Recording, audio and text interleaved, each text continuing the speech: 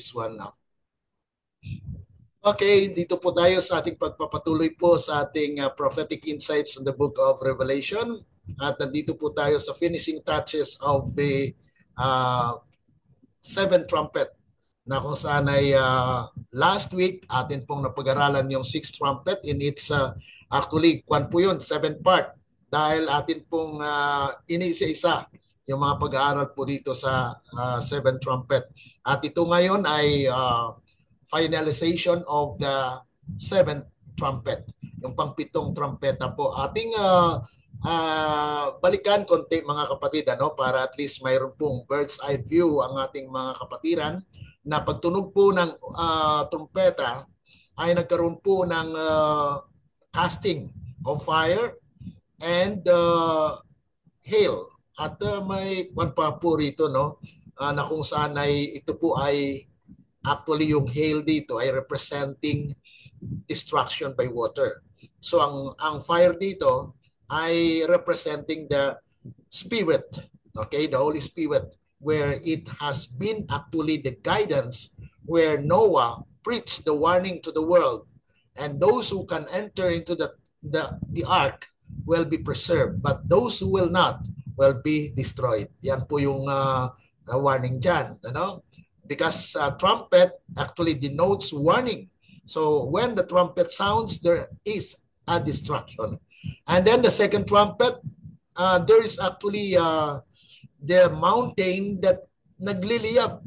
So mayroon pong significant po ito dahil ang mountain in Bible prophecy is representing God's people. So this is Israelites movement where God actually delivers people from Egypt. Okay? Doon po nagbigay ang Panginoon ng covenant niya. Kaya yung fire dito po ay actually representing the presence of the Lord in the midst of His people. Kaya sabi ng Panginoon kay Moses, di po ba, Exodus chapter 25 verse 8, sabi po roon na make unto me, build a sanctuary that I may dwell in you. So ibig sabihin ang Panginoon po talaga ay mag-dwell sa kanyang sanctuaryo. Kaya ang sino mang sa lumapastangan sa bayan ng Diyos at that time will be destroyed. Yan po yung destruction. And then pagtunog po ng tatlong trumpeta ay meron pong great star na kung saan ay ito po ang great star brings light. At walang iba na representation ito kundi yung the scripture. Bakit po scripture? Dahil ito po ay nagbibigay ng liwanag. Okay? At mapapansin natin na dito ay madilim. Bakit mga kapatid? Dahil ang star lumilitaw lang pag madilim, di po ba? Okay, so therefore, wala pang nasulat na kasulatan. So therefore, it is star representing not the sun. Kasi pag sun, mga kapatid dito, ay kanyan. It's actually the uprising of the sun, which is the whole Bible. Kasi nakalantad na po yung liwanag. Pero dito po sa bahaging ito, ay kumpara natin sa Matthew 20, yung dark side of the chart na ginamit po natin sa ating Matthew 20 study, na kung saan itong star representing the arrival of the Bible. Na kung saan ay yan po yung magbibigay liwanag sa river. Ang river po ay representation of many nations. Kumpara natin dito po sa pangalawang trumpeta, yung sea. Sea is actually the lahat ng tubig na nandun. So that is the origin of civilization. Okay? So that is the old world. So during that time, Israelites are God's people. Now, in the third trumpet, the arrival of the Bible or the arrival of the scripture. Dahil ang sinulat po dito ay 5 aklat ni Moses. Okay, the 5 books of Moses that many nations, the river, many nations had access to. And the fountains of water. Ano po yung fountain? Representing God's people. Okay? So they are guided by the star. The Word of God. Yung kanilang guide naan. At nandun na po yung actually yung kanilang ceremonial law na nasulat po sa mga sulatan na sinulat ni Moses. Pagtunog po ng ikaapat na trompeta, okay? Nangyari po dito mga kapatid na yung star, moon, una pala dito mga kapatid ay sun. Sun, moon, and star. Ano nangyari? Was smitten at it becomes dark. Dumilim. Ngayon, dito pong nangyari na ang liwanag sana ay dadaloy sa pamagitan ng kanyang bayan, sa pamagitan ng mensahe ng temple. Sa templo, mga kapatid, ay nandoon ang kapahayagan ng kaligtasan ng tao. Pero ano nangyari? Dahil sa mga Israelites na hindi po tumalima, ay dumilim. Okay? Kaya nabihag sila, nangalat sila, they had been smitten. Okay? So they are representing the stars actually they here are brothers and sisters. The moon is their system. Yung kanilang mga templo, yung services, ay nawala yan. So it becomes dark. So nawala. So ano ngayon ang solusyon ng Panginoon? Pag mayroong pagtunog. Okay? Pero bago tumunog yung ikalima, mayroon pong sinabi ang anghel dito. Anong sabi niya po? Woo, woo, woo. Ano po ang ibig sabihin ng woo? Yan po ay kapigatian. So mayroong tatlong kapigatian na darating. At ito po ay transition to the New Testament. Okay? Kaya nga po dito pag tunog na ikalimang trompeta ay ano pong nakita? Mayroon pong star. Okay? There's another star. Pero itong star na ito may yabe o may susi. Okay? So it fall. At ano pong ginawa? Okay, nahulog po siya at binuksan ang kalalim-laliman o bottomless pit. Di ba nabanggit yan sa Revelation chapter 21? Ano po? Na yung 20 na kung saan ay sabi roon na si Satan was actor, tinalian siya sa bottomless pit. Ngayon mga kapatid, itong bottomless pit ay earth. Okay, so the earth is the bottomless pit. Therefore, the sun or the star was actually sent, okay, to save God's people from the bondage. Kaya si Kristo po ang representation ng star dito. At mayroon po siyang yabe. Okay, the susi. Yan po yung susi na magbubukas, which is the gospel of salvation. And that is also the establishment of the kingdom. What kingdom? Kasi ang sabi ng ating church, di po ba, yung stone daw sa Daniel 2 ay nangyari na. Kasi nag-establish na ng Panginoon ng kingdom during the time when He came first. Pero mga kapatid, hindi tayo tumigil dyan. Ano? Dahil ang kingdom actually in 3 phases. Bakit po? Because our salvation also goes into 3 phases. First, justified. By what? By God's grace. Biyaya ng Panginoon. Pangalawa, sanctification. Sino ang nagpapabanal sa atin? Hindi tayo, kundi ang banal na Espiritu gumagawa sa atin. So that is impartation of power. Ito, imputation of righteousness na hindi sa iyo. Sa Panginoon po yun. Ang dito, sanctification, ang power para ma-overcome ka, hindi ikaw, kundi si Kristo na may kapangyarihan, nagbigay siya ng banal espiritu na magpaalala sa atin.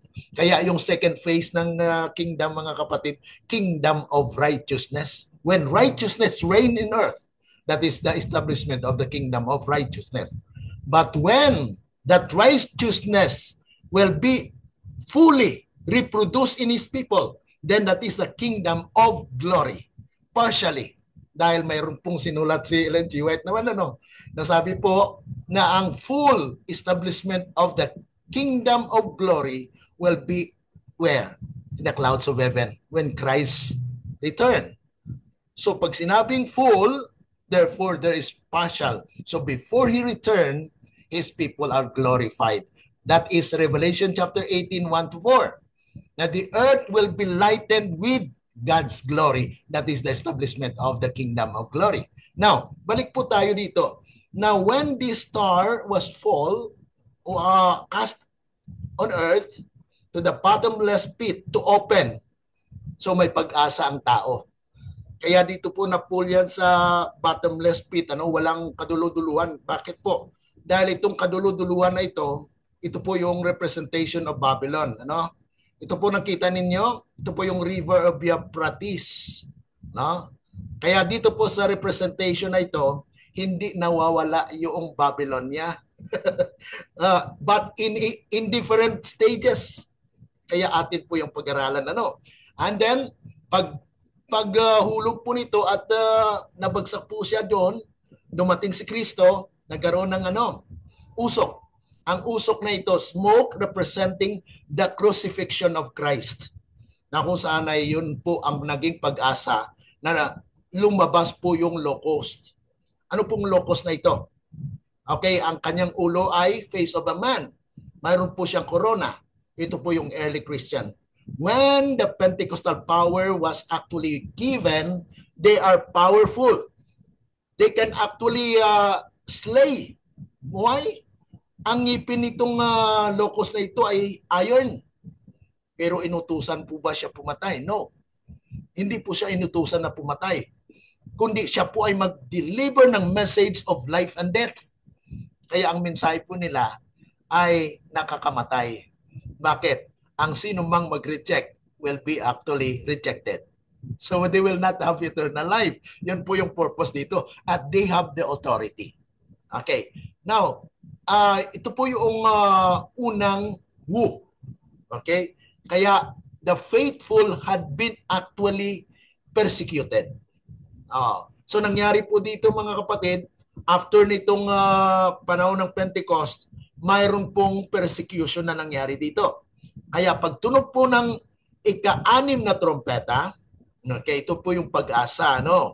Nasabi doon, kalagan ng ang 4 na anghel na nasa Euphrates. Nakita niyo mga kapatid, napalibutan po siya, parang nakwan po siya, naantala dahil nakapreso siya. Sabi nga po mga kapatid, sa verse 15, nakakalagan siya. Anong mensahe ang dala? Kasi ang anghel po yan. Ang 4 na mensahe na pinaulit-ulit po natin, an hour, day, month, and year. Na ito pong 4 na ito ay mayroon pong kaakibat na mensahe. Una, an hour. An hour is come. Okay, so the judgment come. That's why when the 6th trumpet sounded, it is actually 1844. During the time when the trumpet sounded of the Millerites movement, mga kapatid, ay mayroon pong pag-asa. Okay? Na kung saan ay mayroong judgment na mangyayari. Kaya 1844, Christ entered into the most holy place to mediate for His people. Okay, yan po yung pag-prepare para mabuo yung, ito po, mabuo yung verse 16 of Revelation chapter 9, verse 16, na sinasabi doon, 200 million horses and horsemen na ang kanyang kapangyarihan ay nasa bibig at sa kanyang buntot. Atin po yung na-discuss na kung saan ay pagkatapos nitong 4 na mga mensaheng ito, an hour of judgment, a vengeance, day of vengeance. Yan ngayon ang pinapatunog mga kapatid. Because before the great and dreadful day of the Lord, okay, God will send Elijah to prepare His people. Ayan. So dito po tayo ngayon sa estado na to, na kung saan ay maka-receive po tayo ng mensahe about the day of judgment. Okay? Ang pangatlo po, month. When God's people will be sealed, then they will what? They will receive the power of the Holy Spirit, the latter rain message and power. Yan po mga kapatid. Yung pangatlo, the outpouring of the Holy Spirit on the month. And then pangapat, that is year. Year means that is year of Jubilee, where all the righteous will be gathered in the kingdom. Kaya pagka nasa kingdom ng mga kapatid, the 144,000 will preach and 200 million will respond. And that is actually where we have left before, that when the seventh trumpet sounds, mga kapatid, that is the close of probation and the 7 last plagues will be poured out. Okay, tayo po muna ay manalangin. Yan po ay na-review lang natin para at least may idea po tayo kung saan tayo patungo. Tayo manalangin. Dakila at mabagin po naming Ama na nasa langit ka, sa muli kami po ay lubos nagpapasalamat na kayo po ay naging gabay namin sa aming pag-review ng aming mga napag-aralan po dito sa Prophetic Insights. Nawa patuloy na gabayan po kami sa natirang pag-aaral po namin dito sa 7th trumpet. At amin pong inasahan ng basbas ninyo ang siyang aming maranasan kasama na po ng aming mga kaibigan, mga kapatid na sumusbaybay po dito sa Facebook Live and also in the YouTube channel. Thank you so much, oh God, for granting our petitions. We pray all these things in the name of Lord Jesus. Amen. Okay. So dito po tayo nga mga kapatid sa pagpatuloy. We are on the last part of the 7th trumpet na atin pong napag-usapan kahapon. Now when the 7th trumpet sounded, lalabas po. Okay, lalabas po yung yung beast. Okay, mayroon pong elder actually, the 24 elders go out. Okay, atin po yung basahin po rito sa ating pag-aaral. Ito po ay verse 16. Okay, 16 and 18. Actually, naumpisan po natin yan kahapon, And sabi po rito sa talata, and the 24 elders, which sat before God on their seats, fell upon their faces and worshiped God, saying, We give thee thanks, O Lord God Almighty, which art and wast and art to come, because thou hast taken to thee thy great power, and hast reigned. Ito na po yung pag-upo talaga na nandun po yung kapangyarihan ng ating Panginoon. And the nations were angry, and thy wrath is come, and the time of the dead. Dahil ano man mangyari sa mga patay? There will be resurrection actually, kasi natapos na po yung judgment. The investigative judgment had already done. Kaya time of the dead, na kung saan ay yung mga nahusgahan. There will be verdict na ang sino mang mananatili doon sa aklat na atin pong napag-aralan, na sa Revelation chapter 4, 5, 6, 7, 8. Ang chapter 8 is actually there is half silence in heaven, and that is actually the cessation for the first session. And it continues to the second session where the investigation of the living started. Kaya pag magkaroon po ng Ezekiel 9 mga kapatid, yan po culmination of the investigative judgment for the living, na kung saan ay ang naka-justify doon, na kung saan ay namuhay sila ng matuwid na hindi na mamamatay, yung 144,000. Kaya may silyo. Silyuhan ka para proteksyonan ka pagdating na in time of trouble such as never was since there was a nation. That is Daniel chapter 12 verse 2. Okay? Sabi pa po rito, and the nations, okay, yan na nga po mga kapatid, na time of the dead, that they should be judged. Okay? And that thou shouldn't give reward unto thy servants the prophets, and to the saints, and them that fear thy name, small and great, and shouldest destroy them which destroy the earth. Kaya mayroon pong tinatawag na talagang destruction of the wicked, na kung saan ay mananatili po sila, na yung mga namatay na hindi po kasali doon sa mabubuhay I will be judged during the 1,000 years. Yan po yung judgment for the wicked. Okay? Tingnan po natin. Actually, may Tagalog rin po yan. Kung hindi po nyo nakuha sa English, then you can just screenshot this one and then you can read that one. Okay? But you have also the access online. Is i-write nyo lang sa Google Chrome ninyo mga kapatid, yung prophetic insights on the present truth. Yan. Pag nakita nyo po yan, Google site, yan na po, i-click nyo yan, and then doon po kayo tutungo sa prophetic insights on the book of Revelation dahil marami pong mga topics doon na atin pong napag-aralan at patuloy po na ating ina-update because we are also actually gathering information which God inspires the interpretation of this prophecy that we are learning. Okay? Now, as illustrated on the cover, ito na po yung nakuha natin kahapon, dahil mayroon pong explanation ito ang shepherd's rod. Na-explain ko na po yan mga kapatid, na yung shepherd's rod is actually a fulfillment of the prophecy in Micah chapter 6, verse 9. Ano pong sabi sa Micah 6:9? Ito po yung hindi pinapansin ng karamihan. Ang pinapansin lang po natin yung verse 8. Basahin niyo po mga kapatid, Micah chapter 6:8. Pero natikil lang siya doon. Okay? Pero pagbasahin mo yung verse 9, the Lord's voice crieth in the city, and the man of wisdom shall see thy name. Hear ye the rod, and who hath appointed it. Kaya ang man of wisdom, yung may mga extra oil. Bakit bukas po ang kanilang sisidlan? Hindi puno.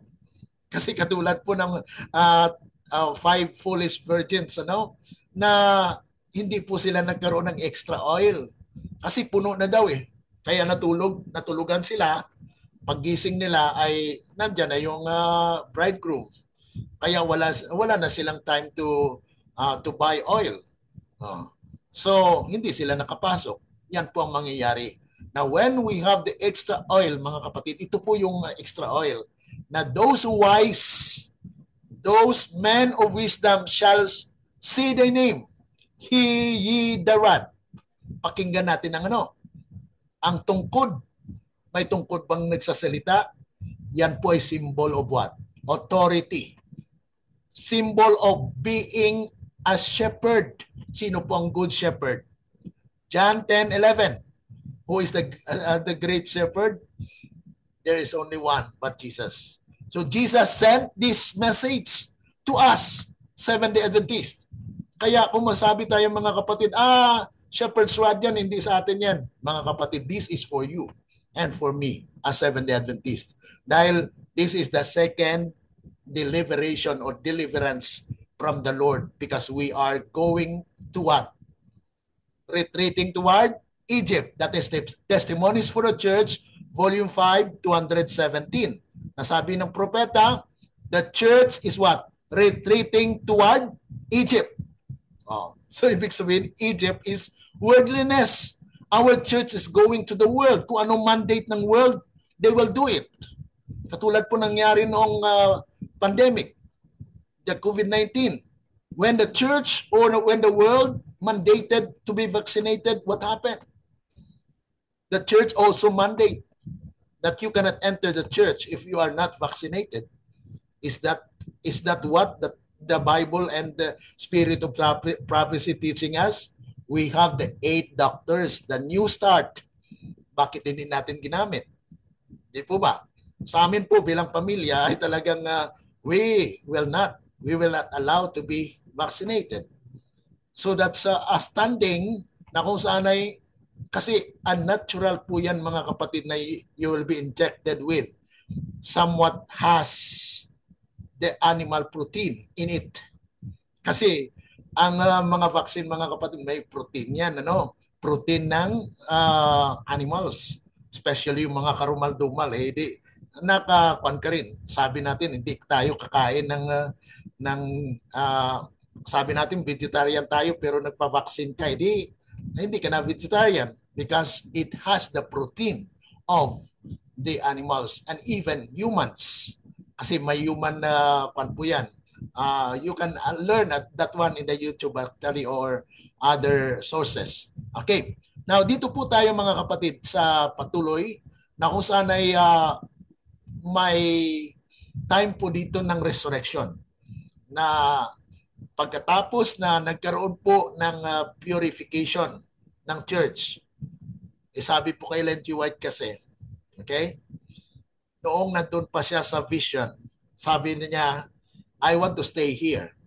Pero sabi ng anghel sa kanya, no, you must return to the earth. You have yet the work to be done. And if you're faithful, you will be with the 144,000. Mababasa rin po natin yan sa Testimonies for the Church, Volume 7, page 17, paragraph 4. Na many will rest in the graves, but when the kingdom established, they will take the work once more.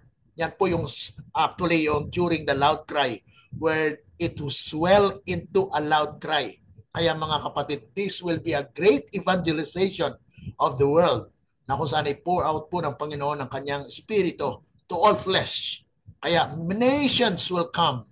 Kaya yung bato sa Daniel's 2, upon its separation, na pagtipag niya po, at yung pagtipag na yun mga kapatid, ay cut off, ay may kahulugan po yan sa Greek. Ang ginamit po na Greek dyan ay gizar. G-H-E-Z-A-R. Gizar. Ibig sabihin yan, quarry. Kung si Kristo yung bato mga kapatid, quarry ba siya? Ano ba ibig sabihin ng quarry? Tibagin, linisin. Talagang iyon. Talagang sapsapan pa yan para makuha mo, makita mo yung tunay na gold. Yan po yung quarry. So, the mountain represents God's church, which has wheat and tares inside. And God will what? Take the tares para ma-remain o may remnant. Yan po yung remnant church. Okay, the 11th hour call, yun po yung Matthew 20. Ang bay horse sa Zechariah chapter 6.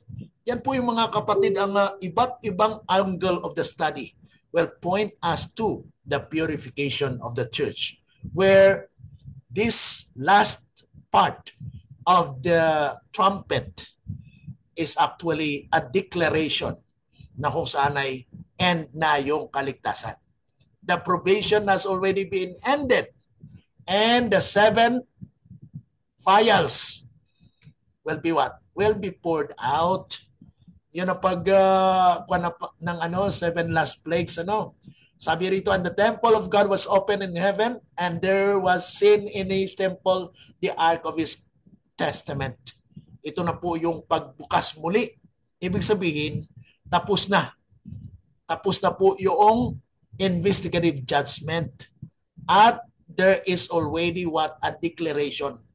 I had already finished the judgment, and now we will bring the reward to those people who retained their names in the book of life. Kaya magkaroon ng special resurrection, and then general resurrection to prepare God's people, mga kapatid, na they will be preserved. Kasi yung Feast of the Tabernacle natin pong napag-aralan sa Old Testament, especially po sa Leviticus chapter 23, may 3 pong rituals doon. Anong una? The wave sheaf, a Feast of the Wave Sheaf, Feast of the Wave Loaves, and the Feast of the Tabernacle. The Feast of the Tabernacle is the gathering of all the harvest. Yan po ang nangyayari actually mga kapatid sa panahon ng Israel.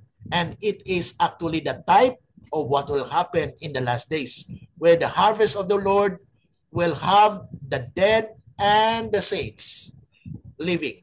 Kaya ang kingdom po napakahalaga mga kapatid, dahil ang pagtatayo po ng kingdom is actually before the second coming of Christ. Dahil He has a subject. Ano pong sabi sa TM? Testimonies to Ministers 4:22 na the subjects of the kingdom are who? Whosoever followeth Him is the first actually to inherit eternal life, the 144,000. Kaya sila po yung talagang gagamitin ng Panginoon to gather the great multitude na kung saan ay mag-umpisa sa 200 million. Ang 200 million is just the first call result of the evangelization. At itong 200 million will be guided dahil mayroon po siyang horsemen representing what? Angelic host. And they will kill whosoever will not heed to the message at that time. Ano pong message niya? Nagbuga po siya ng ano? Fire, smoke, and brimstone. Ano pong ibig sabihin nito? Ang fire is the power of the Holy Spirit, the Spirit of truth. Ang smoke, the sacrificial atonement or yung pagkamatay ni Kristo, yung kanyang katwiran, ang kanyang righteousness will be taught, mga kapatid. Ituturo po yan. And then, brimstone is judgment. Once it will be pronounced at that time, mga kapatid, ang ilan sa mga taong hindi tumanggap at that time will be slain. Dahil hindi po talaga sila tatanggap. Dahil ano pong ang tinanggap nila? Mark of the beast ang tinanggap nila. Kasi may decree din po. Nag-decree ang sanlibutan, so they are afraid to be slain, but yet they lose their lives because of rejecting the truth at that time. So they will also be killed. Kaya wala mo, mga kapatid. Ngunit ang Panginoon po, mga kapatid, ay mag-preserve sa kanyang bayan at that time.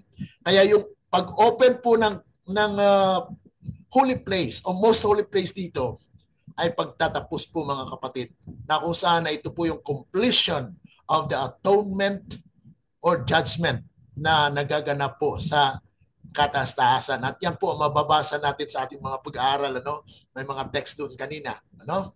So the temples being closed while the judgment is in session makes it impossible for one on the outside to see the Ark of the Testament.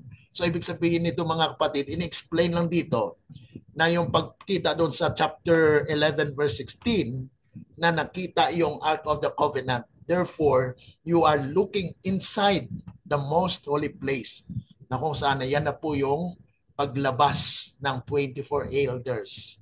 Yung 24 elders na yun, mga kapatid, is a member of the tribunal during the investigation na kung saan ay napag-aralan natin, chapter 4, 5, 6, 7, 8. 9 actually is a trumpet. Yung napag-aralan natin sa 4 to 8, mga kapatid, or extend up to 9, ay yan po yung tinatawag natin na the seventh seal. So the seventh seal, na kung saan ay binuksan ni Kristo po yan, yung aklat ng buhay, na kung saan yun po yung pag-investigar sa mga namatay at it will extend to the living. Okay? Now, dito po tayo sa part na ito na mayroon pong ito nga po yung paglabas ng one of the beast, ano?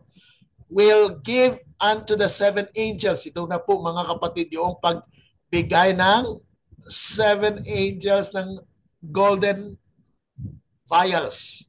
Ito na po yung pag-pour out po ng galit ng Diyos sa pamagitan po ng 7 last plagues. Kaya ma-fulfill na dito, mga kapatid, na yung 7 trumpet will not sound until just after the completion of the gospel. Tapos na ang gawain ng ebanghelyo, mga kapatid. Kaya there will be a destruction of the wicked. Okay? At atin po yung mapag-aralan din sa ating pag-aaral sa Daniel. Ano? Pag matapos po natin yung Revelation, we will also study prophetic insights on the book of Revelation that will prepare us. All of those subjects that we have learned, mga kapatid, ay in connection with the fulfillment of the prophecy in the book of Daniel. Kaya subaybayan po natin mga kapatid sa YouTube, available, at dito po sa timeline ko sa ating Facebook account na kung saan ay nandyan po lahat ng ating mga studies na naka-record at na live po tayo. Okay, so ito po yung karagdagan lang sa mga explanation mga kapatid na ito po ay talagang close of probation na dahil ito po yung pagpapataw ng verdict at sentensya na magkaroon po ng slaying of the wicked during the time of the 7 last plagues. At sabi pa po rito, he though who is persuaded and walks in the light will experience joy inexpressible. He will receive the mark, the seal of God's approval. Kasi ang sealing mga kapatid is not only for the church. Tandaan po natin yan. Ang sealing po mga kapatid, yung seal of God's approval is happening 2 times. Okay, first, for the church, and second is for the world. Dahil may harvest. Ang harvest sa church mga kapatid, ang kukunin doon, ang mga tares. Di po ba?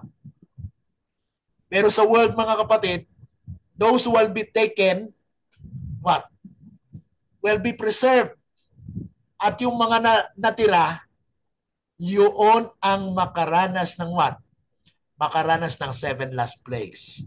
Saan dalhin ngayon yung mga natira, yung mga kukunin ng Panginoon? Sa kingdom. Sa nababasa, Isaiah chapter 66, verse 19 and 20. And those who are escaped from what? From Ezekiel 9, from the slaughter, will be sent to every nation. And 20, saan dadalhin? And you will bring your brethren into what? Into the clean vessel. Ang clean vessel na yun mga kapatid, yun na yung kingdom. Sakari na ang Diyos. Kaya ang Jerusalem will be restored. Yan po yung sabi sa Biblia na kung saan ay I will take my people out of bondage the second time. Basahin niyo po yung Ezekiel 36. Okay? At mangyari po mga kapatid 37, 38, 39, yan po yung mga successive event na there will be what? Attacked to the kingdom. Pero anong mangyari sa kanila? Zechariah 14. Doon naman po mga kapatid yung description of what will happen to those people who will be against God's people. At Jeremiah chapter 51, verse 19 to 23, 9 times binanggit po yung break in pieces na gagamitin po ng Panginoon ang battle axe, the portion of Jacob. Kaya makaranas tayo ng Jacob's time of trouble. Okay? Now, so yan po pala mga kapatid yung pagtatapos po ng ating pag-aaral dito sa seven trumpet na kung saan ay atin pong na-explain. At kung may mga katanungan po kayo ay hindi bukas po yung ating mga comment section diyan. Type lang po ninyo yung question or whatever misunderstanding o mayroon kayong gustong i-clarify, then you can actually type your question, your suggestion or whatever that can help in our study. Dahil ako po mga kapatid ay instrumento lang naman Panginoon and I don't have all the knowledge. God is actually giving us knowledge and you can have it also. Hindi lang ako mga kapatid ang magkaroon ng karunungan nito. Kundi sinishare po natin yan and then ipanalangin so that atin pong lubos maunawaan ang mga nakasulat po sa banal na kasulatan. Okay? At next week ay may bago na po tayong subject. Pag-aralan po natin yung Revelation chapter 12. Medyo mahaba po yung ating pag-aaral sa 7 trumpet kasi it will take us actually from remaining chapter of chapter 8 and 9, 10, and 11. So yan po yung scope of the 7 trumpet.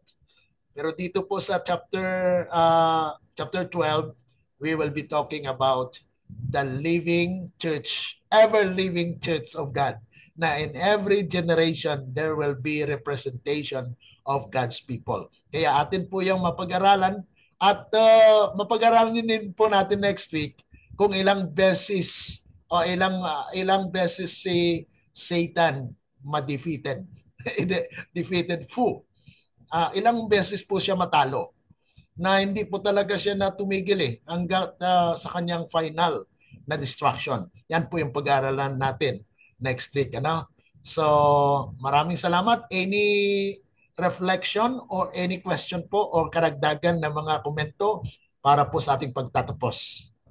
Okay, bukas po ang i-open lang po ninyo inyong microphone to say something about what you have learned today. Kung mayroon po kayong karagdagan o question, then it will be accepted and welcome. Any question po? Madam Marshall, sige po. Maraming salamat po, Pastor, sa mga presentation mo. Ang pag kasi ganito na umpisa, unang presentation mo ay kailangang reviewin ko ng marami para marami akong ma-reflect o matanong, pero ang nakuha ko lang ngayon ay medyo mahina. Saka hindi magandang yung ano po, yung power ng 144,000 na parang nakikinig at saka na sisiparate ay itong panahon din ng sixth trumpet. Ito ba ay dito nila rin nakukuha yung ano, yung power ng salita nila, yung ano yun, yung bibig nila at saka yung followers nila, di ba, yung ano, parang automatic pala na ano, nalalabas din pag seven trumpet. Tama po yan, Brother Marshall. Ito po yung yung sa sixth trumpet kasi po, mga kapatid, ano, nandun na po yung fourfold message. Anong fourfold message na yon? An hour of judgment. Na? So, una po yan na dumating 1844. Yung sunod ay Day of Judgment. Okay. Day of Judgment, ito an hour of judgment is come. Day of vengeance or verdict, nandun po yung kasama yung Ezekiel 9. Okay, kasama po dyan. Yung sealing, nandyan po yan. So itong mensaheng ito na atin pong napapakinggan ngayon, yan po yung sinabi sa Malakay chapter 4, verse 5 and 6. Ano pong sinabi sa Malakay 4, 5 and 6? Behold, I will send you Elijah before the great and dreadful day of the Lord. Okay? So therefore, before pa man dumating yan, may mensahe muna. Kaya napapakinggan natin ngayon na mayroon palang judgment na ganito. Mayroon palang Ezekiel 9. Bakit ang iglesia natin hindi nagsasabi ng ganito? Dahil hindi po nila naunawaan itong 7 trumpet, especially 6 trumpet. Bakit? Dahil sa libro po ni Uriah Smith, okay, yung 200 million ay na-fulfill na noong 1840. Ang sinulat po ni Uriah Smith ay kinopya niya kay Josiah Litch. Si Josiah Litch, mga kapatid, ay nag-prophesy na an hour, a day, a month, and a year ay kinuha niya sa year na total of 391 and 15 days. At dumating yan sa 1840. At ginamit nila yung writings ni Ellen G. White na binanggit daw ni Ellen G. White na it was already fulfilled. Pero mga kapatid, yung situation at ang conclusion ay mali. Bakit po? Dahil yung sinulat ni Josiah Leach ay fulfillment of what will happen to the Ottoman Empire. Ano pong nangyayari sa Ottoman Empire noong 1840? Nangyari po that there is a declaration na magkaroon ng peace. Ang tanong ngayon, ang 200 million inutusan na pumatay. Ang tanong, ang 200 million ba na sinasabi nila na Turkish army ay pumatay? No. Wala. Hindi po nangyari sa kasaysayan yan. Yun po yung estado na yan ay yung punto na yan ay sinabi sa Great Controversy. Pero hindi po yung katuparan ng sinasabi sa propesya na yung fourfold message na ito should be understood before the gathering of 200 million at yung 200 million ang ang magpatay ng third part of the sea, of the earth. Hindi nangyari yon. So yun po yung ating ini-explain sa ngayon na itong fourfold message na ito ang naghahanda para doon sa 200 million. Dahil an hour is a day of, or hour of judgment is come. That is the first angel's message, second angel's message. At yung vengeance, kasama po dyan yung pag-execute ng Ezekiel 9. Nandyan po yan kasama, the day of vengeance. Katakot-takot po yan para sa mga hindi handa sa ating church. Okay? So, hour of outpouring of the Spirit during the 10th month. Yung 10th month na yan, na-prophesy po yan sa Joel. Joel chapter 2, mapansin nyo po dyan, verse 23 at saka 28 ay pangalawang beses po. So there is a first and second. So there is a last outpouring of the Holy Spirit. Kaya ito po yung latter rain. Pero dapat maunawaan din po natin na yung latter rain will go in two phases. Okay? Una, message. Darating muna yung message for that. Para manda ka. And then second phase is the power of the Holy Spirit. Yan na po yung latter rain. Na kung saan ay may power na ang kanyang bayan. Sa ngayon po ba may power? No. Kasi namamatay tayo or nasasaktan pa tayo kasi we are still carnal. Kasi during the time, the outpouring of the Holy Spirit, you will no longer die. Hindi ka na mamamatay during the time. Hindi ka na talagang makaranas ka na matigas ka na talaga kasi you are actually sealed. Hindi ka natatakot. Ngayon mga kapatid, may takot pa tayo. So we are still struggling with our human nature dahil Christ's character was not fully reproduced in us yet. Ibig sabihin, mayroon po talagang full establishment of full transfer of tinatawag natin ugali ni Kristo na Christ our righteousness. And then the fourth, mga kapatid, yan po yung gathering. Kaya ang unang i-prepare talaga ng Panginoon ang church. So ang power ng 144,000 mga kapatid ay yung katwiran ni Kristo. Ay yung righteousness. Kaya nung 1888, tandaan natin ano pong mensahe ni Jones and Wagoner? Christ our righteousness. Ang tanong, tinanggap po ba? Hindi. Nireject po nila. Kaya sabi ni Ellen G. White, sana kung tinanggap yon 2 years after that, 1890, nasa kingdom era na tayo. Pero sabi niya, because it has been rejected by the whole church in 1890, we will go back to the wilderness for 40 years. Kaya walang mensahe mula nung 1890 up to 1930. Dumating ang mensahe muli. Ito na po yung shepherd's rod. Kaya itong shepherd's rod, ito po yung tungkod na mag-akay sa ating palapit kay Kristo. Hindi sa pagpalo o sa pagtaboy. Kundi tayo po ay nanyayahan na bumalik kay Kristo. The true revival and reformation in the church. Pero inatake tayo. Yan po yung mensahe lang dito. Handa lang tayo mga kapatid, ano? Because even Christ has been rejected. So we will also taste the cup of suffering of Christ.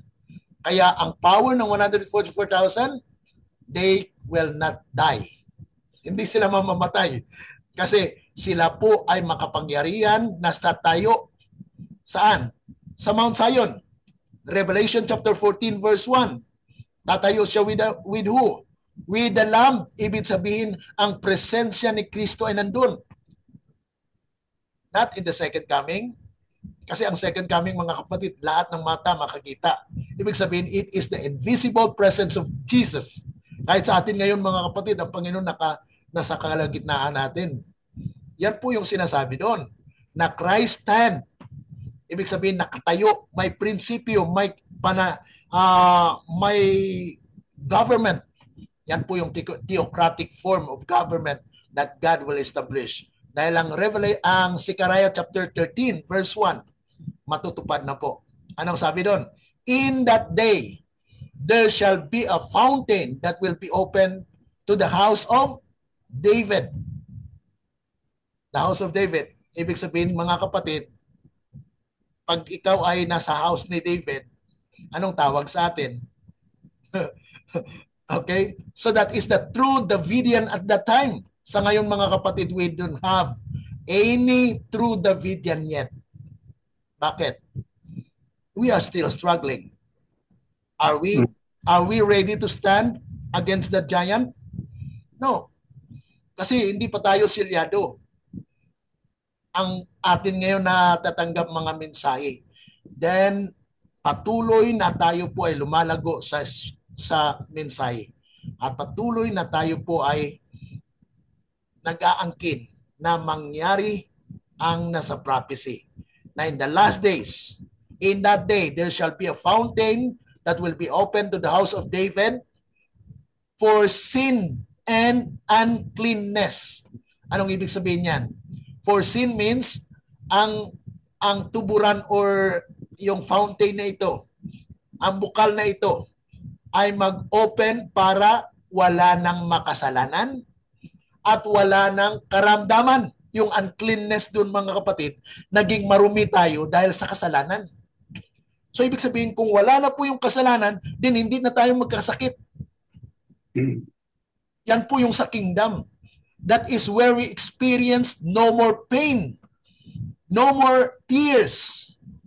Iparanas ng Panginoon sa atin dito pa lang sa lupa. Ang sinasabi kasi sa ating church, na doon maranasan yan sa langit. Wow. Kulang po yan. Bakit? Dito mo yan maranasan muna. Makaranas ka ng Eden. Kasi may libro dati na nawala nila. Tinanggal nila yung Eden to Eden. Nakabasa po ba kayo noon? Na mayroon pong libro na sa mga pioneers po natin, they believe that God will restore Eden. Pero nawala na yan ngayon. Bakit? Parami lang na parami tayo pero walang tunay na tumatayo sa prinsipyo. Hati ang iglesia. Kaya itong mensaheng ito ay binangon ng Panginoon para tayo ay magising sa tamang katuruan at tamang pagkaunawa po sa banal na kasulatan. Kaya nagkaroon po tayo ng prophetic insight. Mga makahulang pananaw na kung saan ay pinakita sa atin ng Panginoon sa pamagitan po ng mga propeta. Amos chapter 3 verse 7 says, "Surely I will not do anything unless I will reveal them to the prophet." So, hanapin natin, alamin natin kung sino ang propeta ng Panginoon. Test who will be and who are God's prophet in these last days. Okay? Mayroon pa po bang karagdagan? Any na-answer po ba, Brother Marshall, yung tanong? Thank you. Malaking liwanag ang napakinggan ko na although ang dami kong gustong i-review na para mas maging maganda ang tanong ko po, Pastor. Salamat. Yung ano na lang, parang pag-i-view pala yung nung dumating yung purple message, alimbawa ay parang yung pangyayari sa bahay ng Diyos ay sa mga namamatay pa rin noon sa Mm. mga Adventist at saka doon sa nabuong mensahe na asosasyon ay parang Paghanda lang yun, Brother Marshall. Ano? ngayon hanggang Ah, ngayon parang kasi nangyayari na ngayon sa mga situation natin ngayon, parang yung vengeance ng Panginoon sa mga atin na hindi nakikinig sa kanya, sa bagyo, sa lindol, at oo. saka mataas na yung ano yung Mabilihin lahat ano, may mga climate change. So yan po actually po nga resulta lang po na yan ng mali at mga evil na nasa sanlibutan natin ngayon. Yan po ay patikim lang actually na warning para sa atin na kung saan ay kailangan tayo magseryoso sa ating pananampalataya kasi ang ito na kasiguruhan lang natin nasa Panginoon talaga. Kasi po. kahit gaano mo katago yung kayamanan mo katulad sa nangyari sa mga mayaman sa kwan, ilang idlap lang ay isang idlap lang nawala na yung kanilang kotse, nawala na yung sasakyan nila, yung mga tahanan nila nawala. So saan tayo babalik? Panginoon pa rin. Dahil ang Panginoon po ang nagbigay ng lahat ng mga bagay na ito, kaya ang siguraduhin po natin yung ating kaluluwa, ang ating sarili sa pamagitan po ng kapangyarihan ng ating Panginoon ay ma-preserve po natin ang ating mabuhay. Thank you, Pastor. Okay, so maraming salamat mga kapatid at dumating na po ang panahon natin ng pagtatapos po ng ating pag-aaral at takpan po natin ito sa pamagitan po ng panalangin. Kung wala na pong hahabol, any additional, wala na? Okay. So tayo po ay maniklod sa ating pananalangin. Dakila at mabagin po naming Ama na nasa langit ka, sa muli kami po ay lubos nagpapasalamat na nagkaroon po kami ng panahon upang pag-aralan po ang inyong mga salita at salamat sa karunungan at kaalaman na amin pong napag-aralan. Nanawa ito ay maging sagisag at maging kalakasan po namin sa pagbata ng mga pagsubok at mga hamon sa buhay. Nanawa, Panginoon, ay kayo ang siyang mamayani sa aming mga buhay at kami inyong gamitin upang maging instrumento po na daluyan ng pagpapala para sa iba. Aming sinasampalatayanan na mangyari lamang po ang inyong kalooban at hindi ang sa amin. Ito po ay aming dalangin dahil lamang po sa matamis na pangalan ng aming Panginoong Yesus. Amen. Let the words of our mouth and the meditations of our hearts be Yeah. acceptable unto thy sight, O Lord, our strength and our Redeemer. Amen. Amen Thank po. you. God bless. Ito, Maraming salamat. Man, Brother Mel, thank you. God bless you. And goodbye. thank you. God bless. Okay, bye-bye.